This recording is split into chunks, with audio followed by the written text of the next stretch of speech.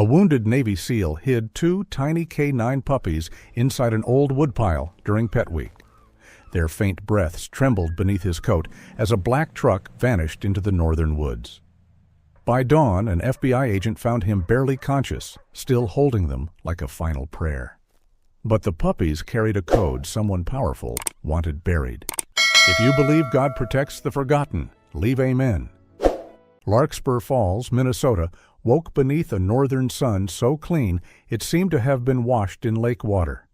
The town sat between a blue sheet of water and a wall of dark pine, with a white wooden church at one end of Main Street and a row of brick shops at the other. By 7 in the morning, Pet Week had already dressed the whole place in color. Little flags hung between lampposts. Children chalked paw prints on the sidewalk. Older couples walked slowly with gray-muzzled dogs, the kind of dogs who had learned the sacred art of patience. From the open door of Blue Birch Bakery came the warm smell of coffee, cinnamon, and apple pies cooling on wire racks. Everything looked kind, everything looked safe. And to Special Agent Mara Ellison, that was exactly what made it worth watching.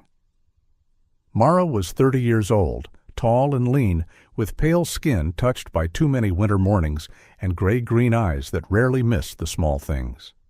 Her dark brown hair was twisted into a low knot at the back of her neck, and her Navy FBI jacket hung neatly over a black tactical shirt and fitted field pants. She carried herself with quiet discipline, but not hardness. Hardness was easy. Mara had learned that restraint was harder. She had been sent to Larkspur Falls under the public reason of assisting federal security during Pet Week, since the event involved interstate animal transport, donations, and adoption programs. The private reason sat folded in her case file: missing rescue animals, false adoption addresses, silent phone numbers, and repeated late-night departures by Northline Biologistics trucks connected to Northern Mercy Animal Trust. Northern Mercy was the pride of Pet Week, a rescue center run by Evelyn Hartwell, a woman in her late 40s with soft ash-blonde hair, careful pearl earrings, and the smooth voice of someone who knew how to comfort a room before anyone asked a hard question. Evelyn had built her reputation on compassion. Her brochures showed puppies under quilts, kittens in wicker baskets, and smiling volunteers with clean hands. Yet several animals brought up from large rescue operations in the South had disappeared after entering Northern Mercy's paperwork. On paper, they had found homes, medical fosters, or special recovery placements. In truth, some of those homes were empty lots, some numbers belonged to no one, and some medical transfers led to a name Mara had seen too many times: Northline Biologistics. Mara had taken a small apartment above Blue Birch Bakery because hotels made her feel temporary and she needed to understand the rhythm of the town. The room had old pine floors, white curtains, a narrow bed, and one window looking down over the Pet Week square. At night, after the booths closed and the music faded, she sat there with her boots off, her laptop open, and her badge lying beside a paper bag of day-old cookies. She watched families pass under the yellow lamps, dogs trotting beside them, children laughing as if the world had never learned how to lie. That first evening, Mara called her father in Vermont. Frank Ellison was a retired forest ranger in his late 60s, broad in the shoulders, silver-bearded, and plain-spoken in the gentle way of men who had spent more time with trees than with arguments. He had raised Mara after her mother passed away, teaching her how to read tracks, weather, and silence. "Did you eat dinner?" he asked. Mara looked at the cookies. "I had apples," she said. "Technically." Frank sighed. "In pie?" Mara paused. "Near pie." He gave the tired laugh of a father who knew when his daughter was carrying too much. "A person cannot save the world on crumbs, Mara."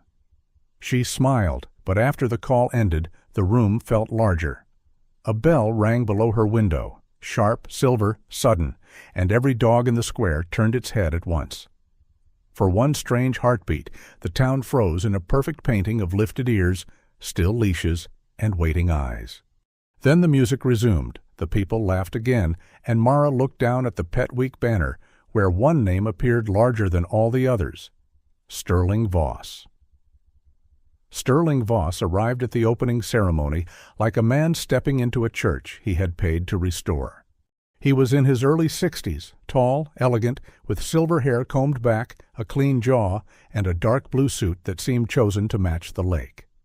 His smile was warm enough for cameras, his handshake firm enough for donors, and his voice carried over the crowd like polished wood. As chairman of the Voss Family Compassion Fund, he had financed the new adoption pavilion, the senior pet program, and a playground called Sunday Field, named after a golden retriever he claimed had taught him mercy. A community, he told the crowd, is measured by how it protects the voiceless. The applause came quickly. Mara clapped too, softly, watching the faces around him instead of the man himself. Evelyn Hartwell stood near the stage, smiling, but when a reporter asked about late-night transports, her eyes moved first to Voss before her mouth found an answer. Later, at a small booth called Memory Leashes, Mara met June Whitaker, a 72-year-old widow with cloud-white hair pinned under a straw hat and hands lined from years of sewing, gardening, and holding on to things that mattered. June made leashes and collars from old fabric donated by families whose pets had passed on. She had a warm face, but her blue eyes were sharper than they pretended to be. When Voss's name came up, June's fingers slowed over a strip of faded red cloth. Sunday was his wife's dog, she said quietly. That animal followed Mrs. Voss like a hymn. After she was gone, Sterling sent Sunday away before the first snow. June looked toward the bright banners. Some men keep the story after they give away the heart of it. It was not evidence. Mara knew that.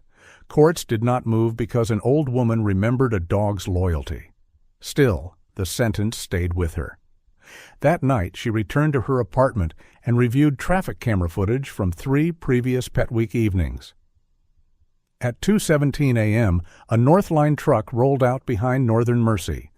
At 2:43, another camera caught the same truck near Old Quarry Road. A third image, blurred by fog and pine shadows, showed a man in a dark jacket standing behind the vehicle, one hand lifted as if holding something small. Mara enlarged the frame. The man had broad shoulders, short brown hair, and the guarded posture of someone trained to notice exits before entrances. The preliminary match came back as Lieutenant Caleb Rourke, a Navy SEAL on medical leave after his last assignment. He had no official reason to be in Larkspur Falls, but his file connected to Aaron Vale, a former teammate who had worked contract security for Northline before passing away in a questionable mountain road accident. Before Aaron was gone, he had left Caleb 3 things: a cracked collar chip, a blurred photo of a Northline truck from last year's Pet Week, and one final warning. If Pet Week looks too perfect, look behind the puppies. Mara printed the image and pinned it beside the transport logs. In the shadow behind Caleb, painted faintly on the truck's rear panel, were 4 marks almost lost beneath road dust. BR17.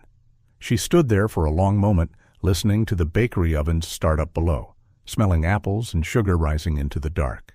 Pet Week was not just a festival, it was a stage.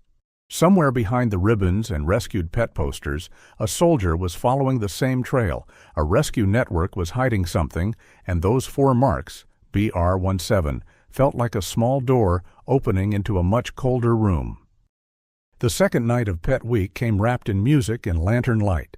Main Street in Larkspur Falls glowed like something painted on the lid of an old music box, with strings of yellow bulbs hanging from the lampposts and paper paw prints taped across shop windows. A country band played near the church steps, soft enough for the older folks to talk over it, sweet enough for children to dance in little circles with paper dog ears bouncing on their heads. Gray-haired couples sat in folding chairs, clapping for the pet parade as terriers in knitted sweaters strutted past like tiny mayors. From a distance, the whole town looked blessed, harmless, almost holy. But behind Northern Mercy Animal Trust, where the floodlights did not quite reach and the music became only a muffled heartbeat, Lieutenant Caleb Rourke stood in the shadow of a service shed and watched a Northline Biologistics employee unlock the rear storage door. Caleb was 34, tall and broad-shouldered, with short brown hair, a trimmed beard, and the lean, watchful stillness of a man who had learned not to waste motion. His face was handsome in a worn way, all hard angles softened by exhaustion. He was on medical leave from the Navy, though he carried himself as if some part of him had never fully left duty behind. The passing of his old teammate, Aaron Vale, had brought him here. Officially, Aaron's final accident had been called a mountain road tragedy. Caleb had never believed that. Aaron had been careful, too careful to leave behind only coincidence. Before he was gone, he had sent Caleb a cracked collar chip, a blurred photograph of a Northline truck at last year's Pet Week, and one sentence that had followed Caleb through every mile north. "If Pet Week looks too perfect, look behind the puppies." Caleb waited until the employee walked away, then slipped through the rear door with the quiet patience of a man entering a place that did not want to be known. The storage room smelled of disinfectant, cardboard, and dry straw. Shelves lined the walls. Clipboards hung in neat rows. Everything was labeled so cleanly it felt rehearsed. Caleb moved toward a locked rolling cart marked Medical Foster Transfer. He used a small tool from his pocket, opened the latch, and froze. Inside was a narrow transport crate lined with blue fleece. A weak heating pouch lay beneath the blanket, almost spent. Curled together in the center were two German Shepherd puppies, no more than 2 weeks old, their eyes barely open, their sable fur still soft and pale, their tiny bodies rising and falling with fragile breaths. One had a small dark mark on its forehead, like a coal ember. The other had 2 pale front paws tucked under its chin as if praying in sleep. For a moment Caleb forgot the files, the truck, even the danger outside. He had seen brave men carry heavy things, but nothing in his life had ever looked as small as those 2 puppies. Around their little necks were soft temporary bands with chip tags, BR17-A and BR17-B. A transfer sheet clipped to the crate listed their destination before dawn, Harrow Lake Biomedical Annex. Caleb's jaw tightened. These were not lost animals. They were not ordinary rescue puppies awaiting a family. They were living proof of whatever Aaron had tried to uncover. Caleb removed a small memory card from the transport computer, took a cracked spare collar chip from the paperwork sleeve, and wrapped both puppies inside the fleece. "All right," he whispered, placing them against his chest beneath his coat. "You stay with me." A tiny sound brushed his shirt, not a bark, not even a cry, just one warm, trembling breath against his heart. And Caleb stood perfectly still. In that breath was a command no officer had ever given him and no medal could ever explain. Do not fail them, not these 2, not tonight. He left through the rear and crossed the dark field behind Northern Mercy, but a truck door slammed somewhere to his left. A beam of white light swept across the grass. Someone shouted. Caleb ran toward the pines, keeping one arm tight around the puppies and the other against the memory card hidden in his inner pocket. The woods behind Larkspur Falls sloped toward an old hunting cabin near a narrow lake. The ground was slick with night mist and fallen pine needles. A pickup without clear markings followed the service road, its headlights breaking through the trees in hard flashes. Caleb cut downhill to avoid the light. His boots slipped on wet stone. His shoulder struck a tree trunk with a force that stole his breath, and his phone flew from his hand, cracking against the rocks below. Pain spread through his arm and ribs, bright and cold. He tried to stand, felt his ankle weaken beneath him, and still pulled the puppies closer. He could not call local law enforcement. Aaron had warned him that Northline had friends in useful places, the kind of friends who smiled at charity dinners and misplaced reports before morning. Caleb did not know who was safe. He only knew the puppies could not be taken back. He moved through the trees in short, uneven steps until he found the hunting cabin, dark and empty, with a woodpile stacked under a slanted roof behind it. There was a hollow space between the logs, dry straw beneath, shielded from the wind. Caleb crawled inside, spread the fleece over the straw, placed the fading heat pouch beneath the puppies, then opened his coat and held them against his chest. The little one with the dark mark shifted once and tucked its nose beneath his collar. The pale-pawed one slept on. Hours passed in broken pieces. Caleb listened for engines. He checked their breathing. He pressed his chin down to warm the blanket. His shoulder throbbed. His mouth went dry. Cold crept into his legs, then his hands. Still, he kept both puppies wrapped under his coat, as if his body were the last lantern left on earth. Near dawn, the gray light leaked into the woodpile. Caleb tried to count their breaths again, but the numbers drifted away. His eyes closed before he could stop them. Morning found Mara Ellison following the last weak signal from Caleb's damaged phone and the blurred path of traffic cameras near Old Quarry Road. Before leaving town, she had sent her predicted location to Agent Daniel Reeve, an FBI colleague with sandy hair, a square face, and the patient manner of a man who preferred maps to guesses. Reeve was already driving toward the area, but the woods were known for poor reception. Mara went ahead because a missing man and newborn animals could not wait for perfect conditions. She found the cabin just after sunrise. Frost silvered the dead grass. A strip of blue fleece hung from a splintered log. Mara crouched, touched the fabric, and heard something so faint she almost thought it belonged to the wind. A breath, then another. She began pulling logs away carefully, one by one, until the hollow opened. Caleb lay folded in the straw, pale, lips dry, one arm locked around the blanket at his chest. Mara saw the puppies first, 2 tiny German shepherds sleeping beneath his coat, weak but alive. Then Caleb's eyes opened halfway. He did not ask her name. He only forced the cracked chip and memory card into her hand and whispered, "Don't take them back to the rescue." Mara called emergency medical services and a trusted independent veterinarian, not Northern Mercy. The veterinarian, Dr. Nora Bell, arrived in a battered green truck, a compact woman in her 50s with silver-streaked black hair, brown skin weathered from farm calls, and calm hands that made frightened animals breathe easier. She warmed the puppies in a portable incubator box, while the paramedics lifted Caleb onto a stretcher. At the hospital, Caleb tried to sit up before the nurse finished checking him. He reached for his jacket, then for the memory card that was no longer there. Mara placed the jacket back on the chair. "You saved 2 puppies in a woodpile," she said quietly. "You are allowed to lose one argument with a blanket."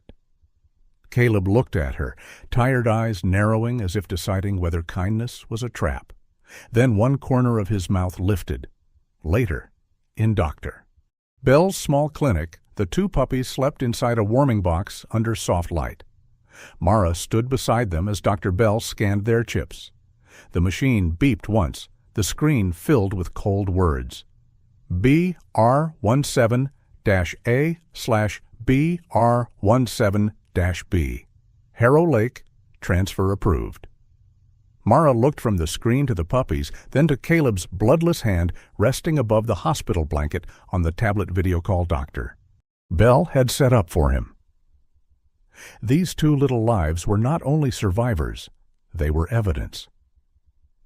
A Navy SEAL had nearly spent his last strength keeping them warm, and their tiny breaths had opened a door into something far larger than Pet Week, far colder than the northern dawn, and far closer to Larkspur Falls than anyone wanted to believe. By noon, the warmth of Pet Week had become a bright disguise. Outside Dr. Nora Bell's clinic, children carried paper adoption flags, old men argued kindly over which dog had the best sweater, and the church bells rang over Larkspur Falls as if heaven itself had decided to sponsor the festival. Inside the clinic's back office, Special Agent Mara Ellison sat beneath a humming fluorescent light with Caleb Rourke's memory card open on her laptop. The room smelled of antiseptic, puppy formula, and coffee left too long on a burner. Mara had been awake since before sunrise, her navy jacket draped over the chair, her dark hair loosened slightly at the nape of her neck.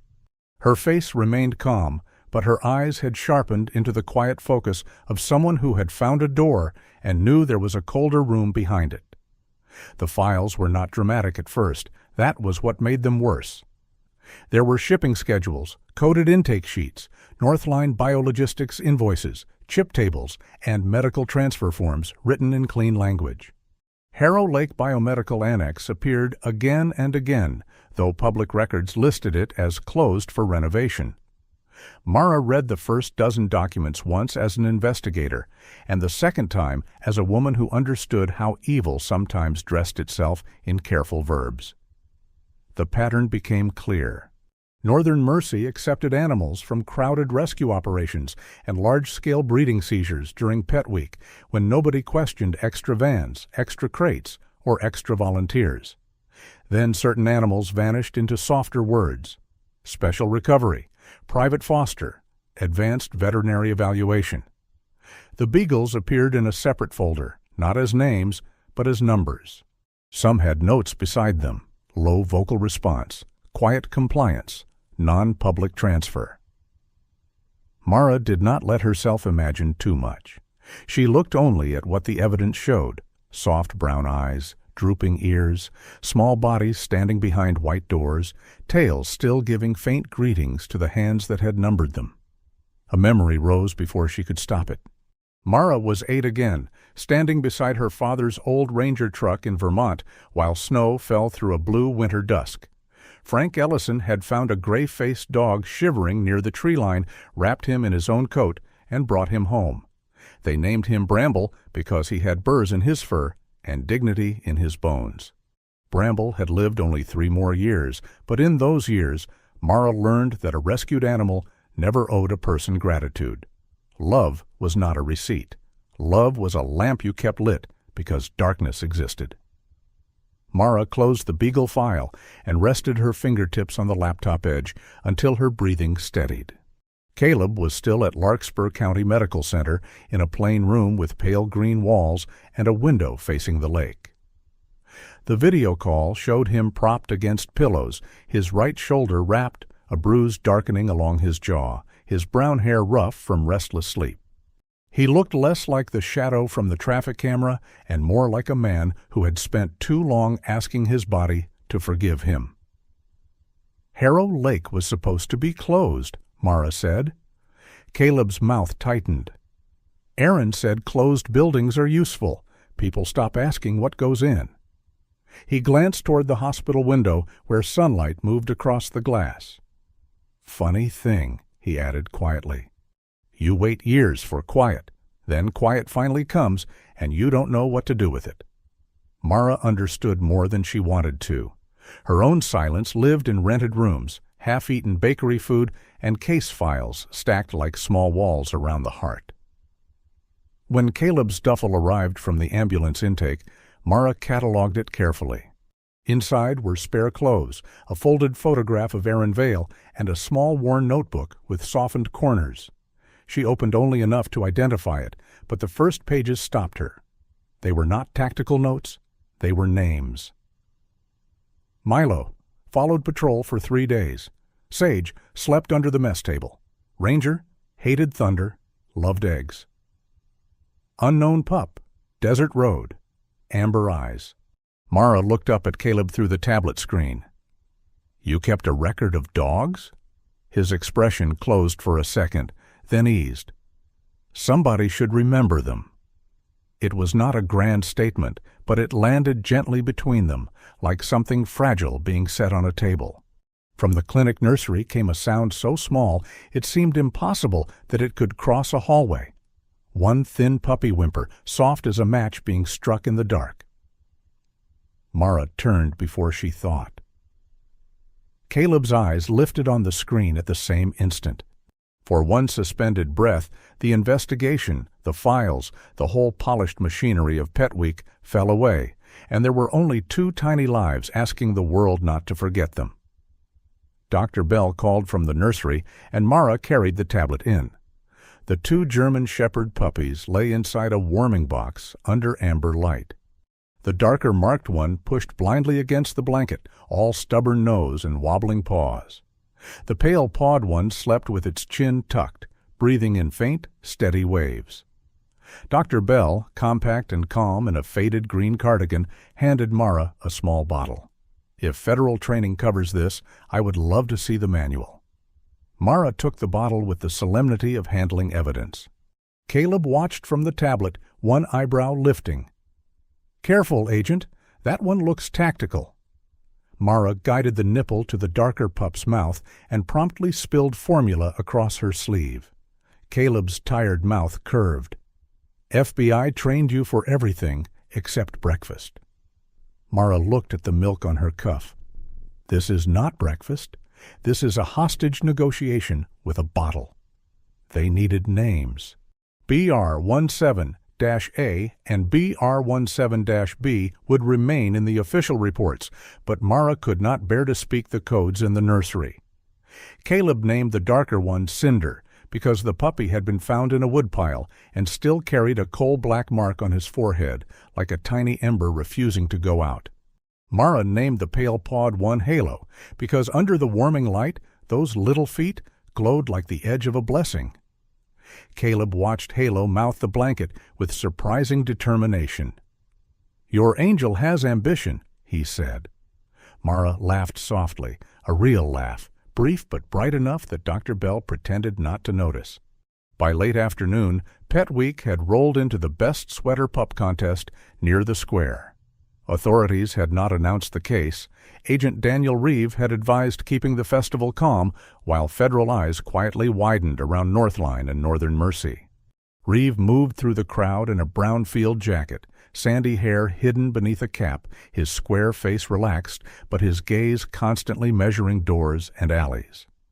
Mara stood near the stage as a round corgi in a pumpkin sweater received thunderous applause.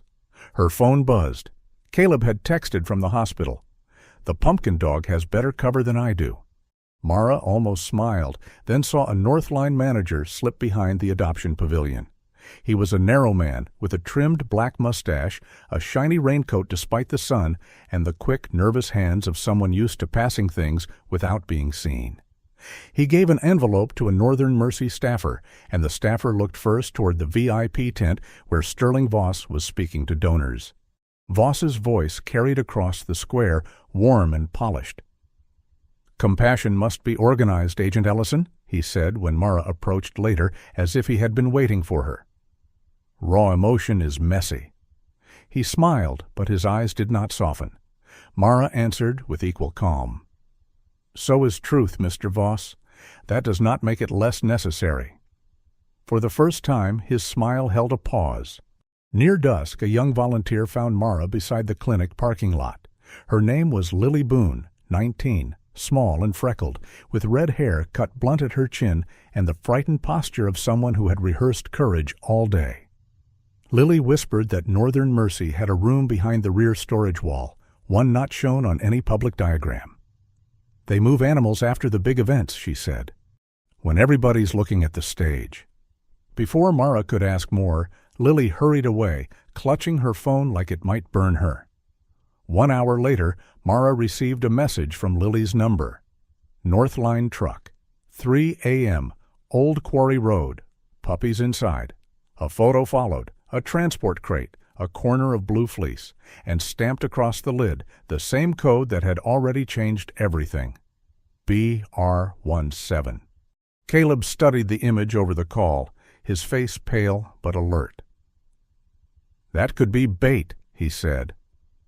Mara looked through the clinic window at Cinder and Halo sleeping beneath the warming light. "Then we step carefully." Caleb's gaze held hers, tired and steady.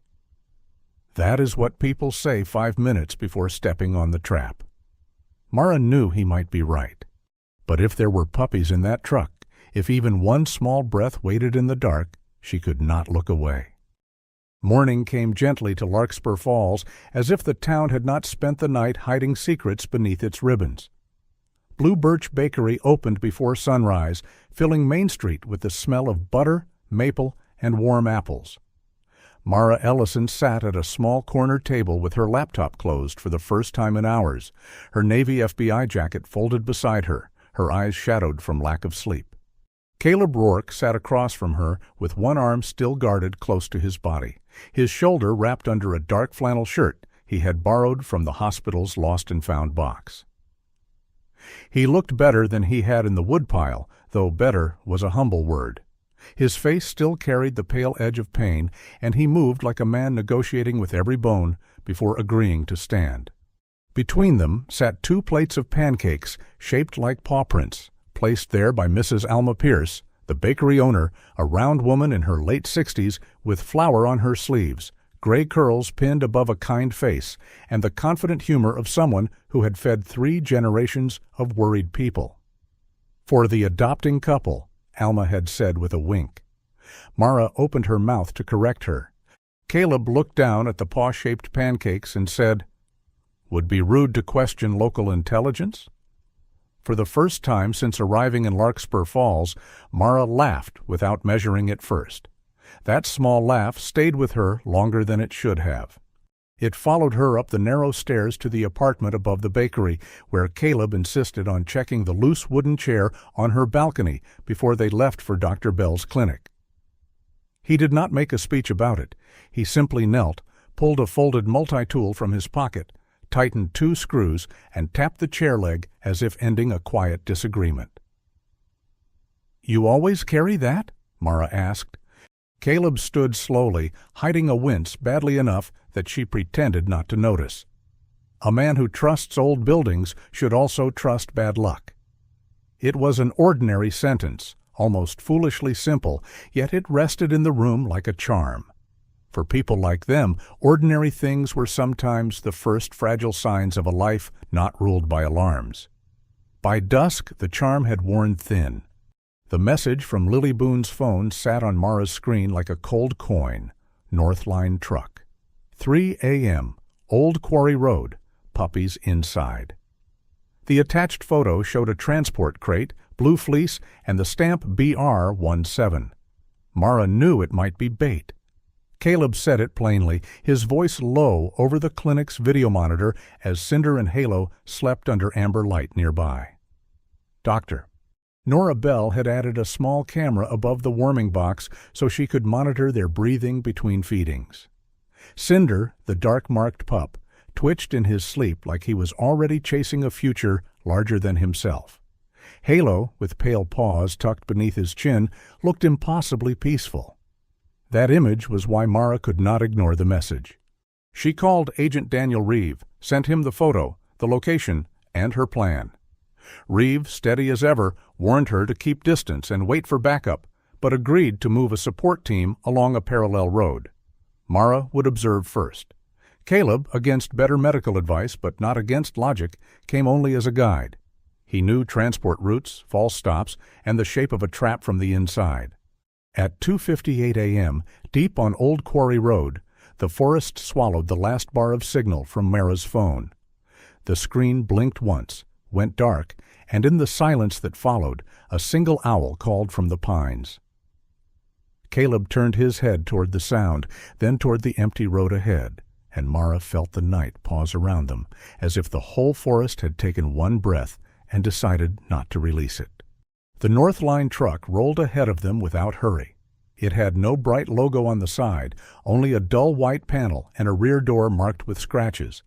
Mara kept her SUV far enough back to avoid drawing attention. Reeves' last text had said, "Holding 2 miles south, signal unstable." Then nothing. The road narrowed, bent between dark rock walls, and ended near an old cold storage building once used by lake fishermen before the quarry closed. The place sat low and square against the trees, its metal siding dulled by years of rain, its loading dock sagging under a thin skin of frost. A few transport crates had been left near the side entrance. A strip of blue fleece hung from one latch. From inside came a faint sound, a puppy's whimper, soft, frightened, and horribly familiar. Caleb's jaw tightened. "Too easy," he whispered. Mara agreed, but the sound came again. She reported their position into her recorder, even though the call would not go through, then approached with her flashlight angled low. They entered through the side door, weapons lowered but ready, careful not to disturb the crates more than necessary. The old cold room smelled of metal, damp cardboard, and disinfectant. White vapor drifted faintly near the ceiling vents. On a steel shelf sat folded blankets, empty feeding syringes, and a small portable speaker hidden behind a crate. Caleb lifted one blanket. Nothing. Mara opened the nearest transport box. Empty. Then the door behind them closed.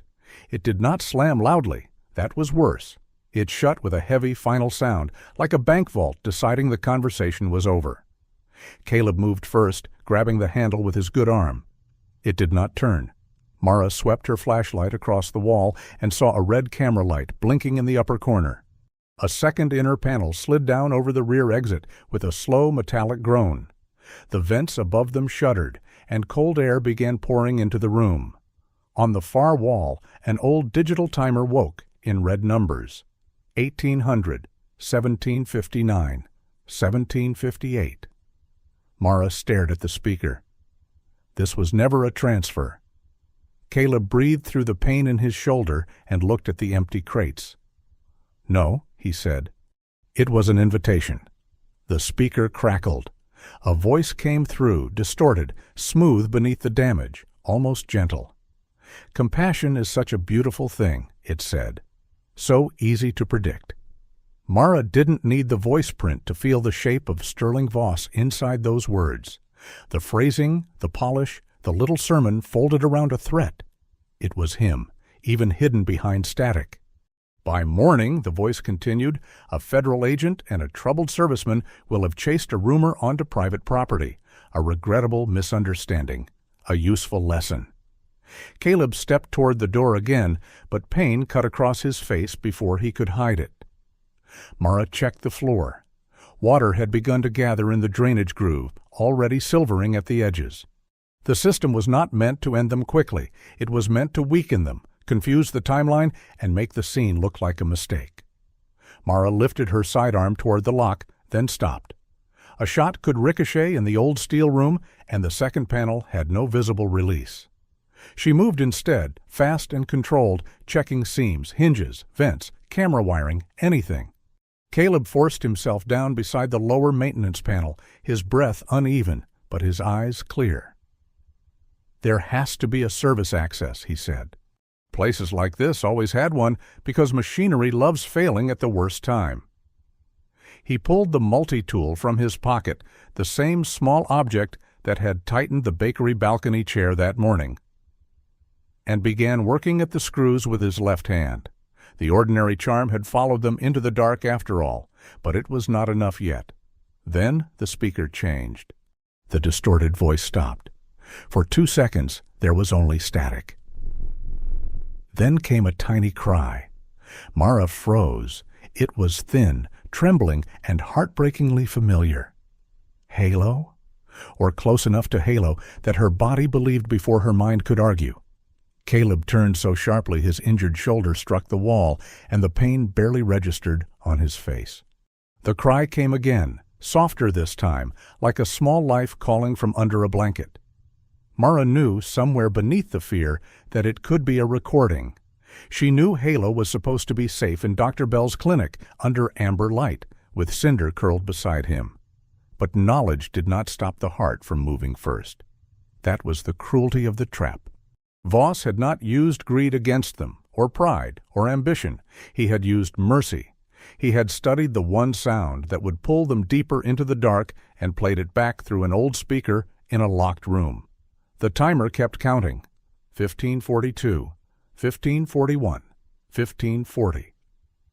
Caleb looked at Mara, and in his tired eyes she saw the same understanding. Whoever had built this trap knew not only where they would go, but why they would go. The final steel shutter settled into place with a low, unforgiving click. Cold air drifted around them in pale streams. Above the door, the red camera light blinked like a patient eye. And in that old, cold room beneath the sleeping pines, Mara realized the most frightening thing was not that they had been trapped. It was that Sterling Voss had known exactly which sound their hearts would run toward. The next morning, Pet Week opened beneath a sky so blue it felt almost unfair. Sunlight spilled over Lake Larkspur, turning the water silver at the edges, and the town square filled with the soft rustle of ribbons, folding chairs, and paper adoption signs. Children tied bows to the fence around Sunday Field. June Whitaker arranged her memory leashes beneath a striped canopy, her white hair tucked under a straw hat, her hands moving with slow, careful tenderness over fabric that had once belonged to beloved companions. The local band tested a fiddle near the church steps. Most people believed this would be the happiest day of the festival. They did not know that, before sunrise, 2 people closest to the truth had been locked inside an old cold storage room while a false puppy cry echoed through the dark. Sterling Voss stepped onto the stage in his dark blue suit, silver hair shining beneath the morning light, one hand resting on the microphone as if it were a pulpit. His smile was soft, practiced, and almost fatherly. "Today," he told the crowd, "we celebrate every animal who found a second chance." Applause rose across the square. A few people wiped their eyes. Behind the stage, beyond the adoption tents and the painted paw prints, a plain service truck eased away from the rear of Northern Mercy Animal Trust. No music followed it. No child waved. It moved toward the maintenance lane behind Sunday Field, carrying the kind of silence that never appears in brochures. Hours earlier, inside the old cold room, Mara Ellison had refused to let panic take the steering wheel. The timer continued its red descent while cold air pushed through the vents. Caleb Rourke knelt beside the lower maintenance panel, pale from pain but steady in his hands. His shoulder throbbed from holding himself upright, yet he worked the screws with the multi-tool he had used on Mara's balcony chair that same morning. A strange thought crossed Mara's mind as she stripped a length of camera wire from the wall. Mercy did not always arrive as thunder. Sometimes it came as a small tool in a wounded man's pocket and the stubborn refusal to surrender to a locked door. They could not open the main exit. The steel was too old, too thick, and too well secured. Mara saw that shooting the lock would risk more than it solved. Instead, she traced the camera wire to a junction box and found a crude connection leading toward a secondary latch. The floor drain was too narrow to escape through, but its metal cover gave Caleb a strip strong enough to bridge the contact. Mara removed the battery from her flashlight and built a brief, ugly circuit with hands that had gone numb at the fingertips. When the latch sparked, the inner service panel shuddered open only a few inches. Caleb wedged his good shoulder into the gap and held it, his jaw clenched, his face turning gray. "Go," he whispered. Mara slid through sideways into the tiny machine room, cut the cold room breaker, and found the manual release. When the door finally opened, both of them stumbled into the dawn air, breathing like people returned from beneath a frozen river. The first sound outside was not a siren. It was a single chickadee calling from a pine branch above the roof, bright and impossibly alive. Mara stood with one hand on the cold wall, listening to that tiny song cut through the fading hum of machinery. For one trembling second, it felt as if the whole world had leaned close and whispered, "Not yet. Keep going." Caleb's first question was not about Sterling Voss, the trap, or the case. "Cinder and Halo?" he asked, voice rough. Mara checked the secure clinic feed once they reached a patch of signal beyond the quarry road. The image appeared. Amber nursery light, 2 tiny German Shepherd puppies curled together in Dr. Bell's warming box, safe and sleeping. Mara turned the screen toward him. They never left the clinic. Caleb closed his eyes, and the relief on his face was so honest it made him look younger, almost unguarded. Mara then replayed the sound from the cold room speaker and compared it with the clinic footage. The cry had been lifted from Dr. Bell's nursery camera. Someone had accessed the clinic feed, copied Halo's voice, and used it like bait. The cruelty of it settled over Mara quietly. Voss had not only watched them, he had studied what they loved. Agent Daniel Reeve reached them near the quarry road with 2 federal vehicles. His sandy hair was windblown, his field jacket half-zipped, his square face tight with concern he did not waste time expressing. He explained that the backup team had been pulled toward a false GPS signal 2 miles south. Mara looked at the old map on Reeve's dashboard, then at the direction the real service truck would have taken. Harrow Lake was the obvious destination. Too obvious. If Voss had built a trap around their compassion, he would build a route around their expectations. Her eyes landed on the old municipal survey lines beneath Sunday Field. Before Voss turned it into a bright dog playground, the site had belonged to a fish storage warehouse that once used a narrow service road behind Northern Mercy.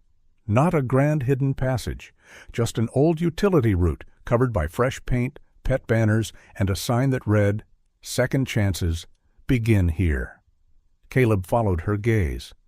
"You think he built a playground over a tunnel?" Mara shook her head. "No, I think he built a halo over a hole."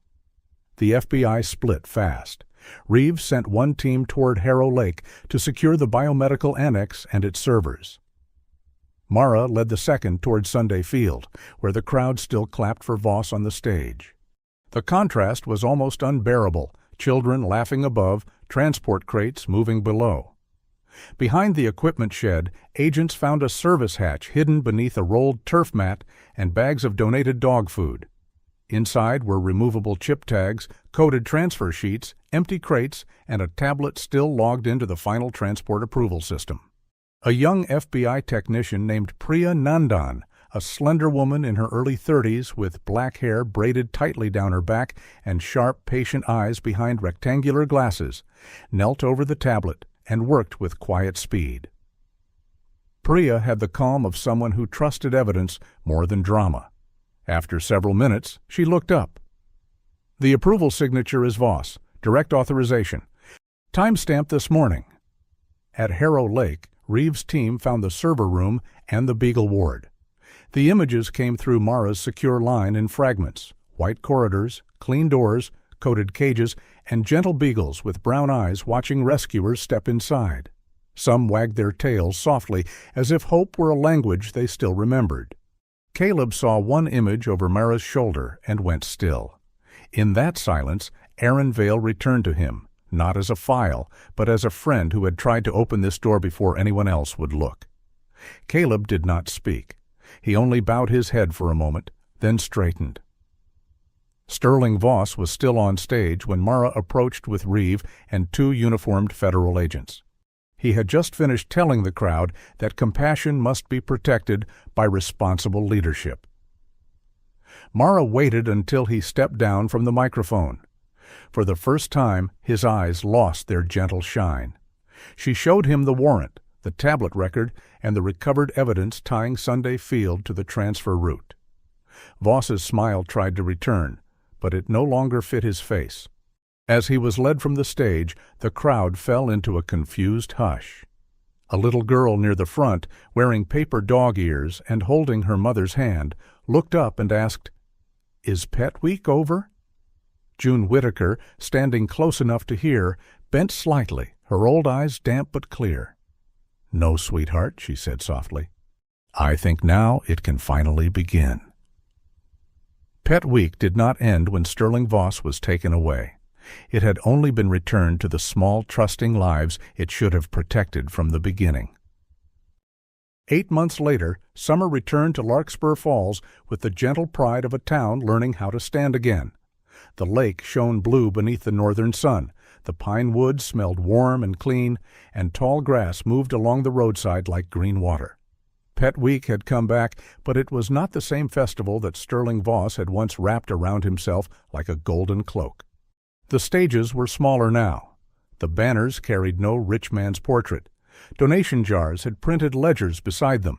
Adoption records were checked twice, transport partners were verified by federal and veterinary review, and every rescue booth displayed the names of the people actually caring for the animals. Larkspur Falls had been fooled once, and the shame of that still lived quietly in the town. But shame, when handled with courage, can become a lantern. The people had chosen to hold it up. Special Agent Mara Ellison stood near the edge of the square in a light navy jacket, her dark brown hair tied low as always, though a few summer-loosened strands had escaped around her face. At 31 now, she still carried the alert posture of the FBI, but something in her eyes had softened. Her gray-green gaze no longer seemed to measure only danger. It noticed other things, too. An old man kneeling to greet a shy spaniel, a little boy offering water to a 3-legged terrier, a grandmother crying quietly as she signed foster papers. Mara was still busy, still too loyal to coffee, still the kind of woman who could forget lunch because a document had one wrong date. But these days she had reasons to return to Larkspur Falls that did not fit neatly into a case file. The legal work had moved slowly, as real justice often does. Sterling Voss faced federal charges for charity fraud, illegal animal transport, false records, money laundering, obstruction, unauthorized access to the clinic monitoring system, and conspiracy to conceal unlawful research transfers. His family fund had been frozen, and part of its assets had been lawfully redirected toward care for the animals rescued from his network. Evelyn Hartwell and Dr. Lowell Crane were also under prosecution, their polished words now weighed against documents, signatures, and witnesses. Several Northline employees had cooperated, opening investigations across state lines. Harrow Lake Biomedical Annex had closed for good, not with a press statement, but with emptied cages, seized servers, and sunlight finally reaching places that had been kept too clean for too long. The Beagles had gone to independent recovery centers where healing arrived in humble ways. A patch of grass, a soft blanket, a name spoken kindly, a bowl set down without fear. One of them, an elderly beagle with cloudy brown eyes and ears as soft as old velvet, had been adopted by June Whitaker. June was 72, small and straight-backed, with white hair tucked beneath her familiar straw hat and a face lined by grief that had learned to smile again. She named the beagle Mabel. "Mabel does not need a job," June told anyone who asked. "She only has to breathe, eat soft biscuits, and judge afternoon television with me." Mabel, who moved slowly but with great dignity, seemed to accept this sacred duty. She spent most of Pet Week asleep beneath June's memory leash's table, one ear open as if supervising mercy itself. A sudden burst of laughter rang from the school booth, bright, high, and clear, and Mara turned just in time to see a stack of children's letters lift in the wind like little white birds. One page flew across the grass and landed against her boot. Written in purple crayon were the words, "Dear Puppy, I hope your dreams are warm now." Mara bent to pick it up, and for a moment the whole square seemed to grow quiet around that small sentence. Caleb Rourke found her standing with the letter in her hand. He was healthier now, though his right shoulder still carried stiffness on cold mornings.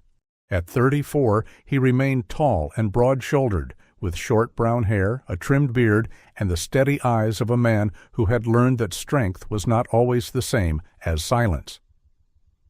He had stepped away from combat duty and taken a role advising a recovery and search dog training program, work that let him use what he knew without asking him to bury himself inside another war. He wore jeans, a gray shirt, and boots dusty from the training field. When he saw the letter, he did not speak. He simply rested a hand on Mara's shoulder, light enough to be a question, steady enough to be an answer. Cinder and Halo had not been adopted immediately after the rescue. For months they remained under temporary guardianship at Dr. Nora Bell's clinic while their chips, DNA records, transfer documents, and witness statements were processed. Evidence had to become court-ready before love could become paperwork. During those months, Mara and Caleb learned the strange, tender discipline of puppy care. First came feeding schedules and warm towels. Then came phone calls about whether Cinder had slept through the night, whether Halo had eaten enough, whether 2 growing German Shepherd pups could possibly need that many blankets. Later came coffee by the lake after hearings, Caleb fixing Mara's balcony chair a second time after Cinder chewed one leg with the focus of a tiny detective, and Mara accusing Caleb of passing on poor crime scene etiquette. Caleb had replied that it was a proud hereditary skill. Now Cinder was no longer the ember-small puppy from the woodpile. He had grown into a sturdy young German Shepherd with sable fur, a cold dark mark on his forehead, bright ears too large for his head, and a deep belief that Caleb's shoelaces were enemies of the Republic. Halo was gentler, with pale front paws, soft amber eyes, and the habit of falling asleep beside Mara's bag as if guarding the place where she kept her heart. Each puppy had chosen a person, but Mara and Caleb had decided not to divide them. Cinder and Halo had survived their first night together. They would grow up together too. On the final afternoon of the renewed pet week, Mara and Caleb signed the adoption papers at a small table under a maple tree. Dr. Nora Bell, compact and calm in her green cardigan, watched with misty eyes and pretended to inspect a clipboard. June clapped softly. Mabel yawned in solemn approval. No one made a grand speech. That was fitting. Some promises are strongest when spoken quietly. As evening settled, the festival drifted toward the lake. Second Chance Meadow, once called Sunday Field, glowed with lanterns. Dogs barked happily. Children called new names to newly adopted friends. Older people sat in folding chairs, their hands resting on leashes that were no longer symbols of control, but of trust. Mara and Caleb sat on the wooden dock as the summer sun poured gold across the water. Halo slept in Mara's lap. Cinder lay between them, chewing Caleb's shoelace with military seriousness. Caleb looked at the puppies, then at the town. "We saved them," he said softly.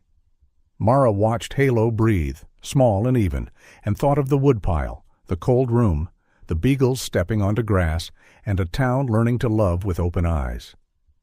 "No," she said. "They saved something in us first." Caleb's hand found hers, careful and warm. Mara did not pull away. She only looked out over Lake Larkspur, where the last light trembled like a blessing.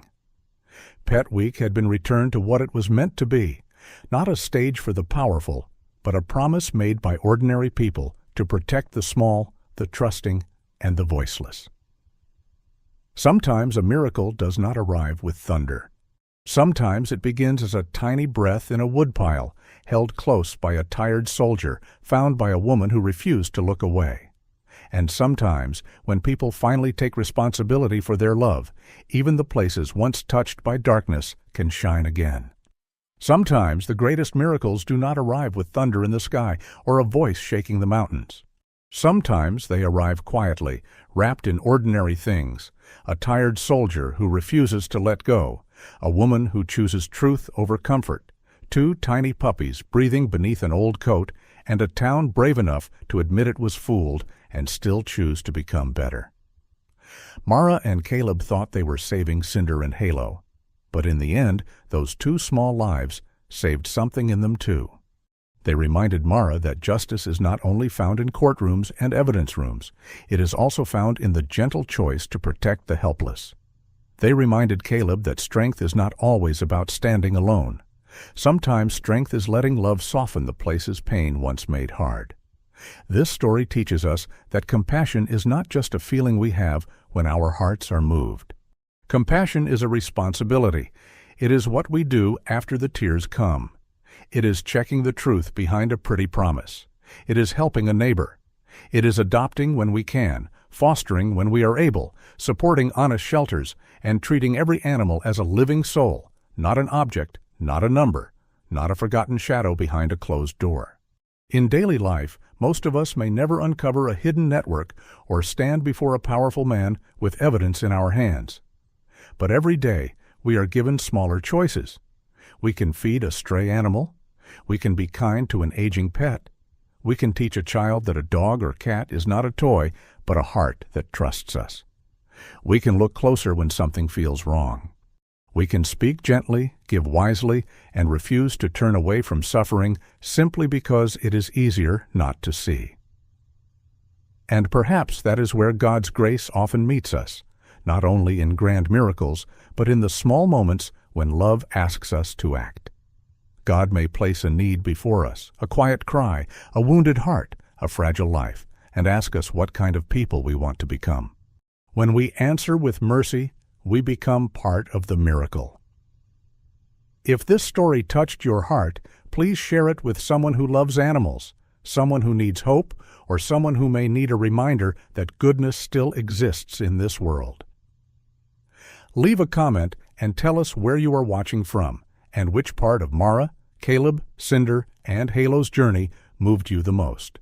And if you believe in stories of faith, courage, healing, and the quiet love between humans and animals, please subscribe to the channel so we can continue walking this road together. May God bless you and your family. May He protect the animals in your care, bring comfort to every lonely heart, and place kindness in your path every day. May your home be filled with peace, your heart with courage, and your life with the gentle reminder that no act of love is ever too small in the eyes of God.